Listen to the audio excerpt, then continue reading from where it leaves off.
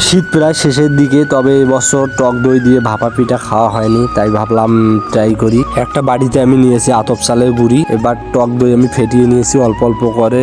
আতপ চালের গুঁড়ির সাথে মিশিয়ে একটা ঝুড়ি করে নিতে হবে। এখানে আমি নিয়েছি কোরানো নারিকেল, বাদাম কুচি, খেজুরের গুড়। এবার একটা বাড়িতে অল্প অল্প করে আতপ চালের গুঁড়ি দিয়ে এবার আমি দিয়ে দিব খেজুরের গুড়, নারিকেল কুচি দিব, বাদাম কুচি। এবার আবারও আতপ চালের গুঁড়ি দিয়ে এটাকে হাতের সাহায্যে ভালো করে প্লেন করে নেব। এবার একটা পাতলা সুতি কাপড় দিয়ে এটা পেঁচিয়ে ভাপে দিয়ে দেবো। ভাপটা আমার চলে এসেছে, এবার আমি পিঠাটা এর মধ্যে দিয়ে দেবো। বাটিটা আমি তুলে নিব, নিয়ে আবার ঢেকে দিব। 5 মিনিটের মতো সিদ্ধ করে নেব পিঠাটা আমার হয়ে গেছে, এবার তুলে নেব। এই শীতে গরম গরম পিঠা খাওয়ার মজাই আলাদা। আর যদি হয় টক দইয়ের ফ্লেভারে, তাহলে তা আরও অনেক মজা লাগে। বাড়ির উঠোনে বসে শীতের সকালে এরকম গরম গরম ভাপা পিঠা খাওয়ার মজাই আলাদা। পিঠা তৈরি ভিডিওটা আপনাদের কাছে কেমন লাগলো বন্ধুরা অবশ্যই কমেন্ট করে জানাবেন। আর যদি আমার ভিডিওটা ভালো লাগে অবশ্যই ভিডিওটা টাইমলাইনে শেয়ার করে দিবেন। পরবর্তী নতুন নতুন ভিডিও পেতে অবশ্যই লাইক কমেন্ট শেয়ার করবেন। ধন্যবাদ সবাইকে।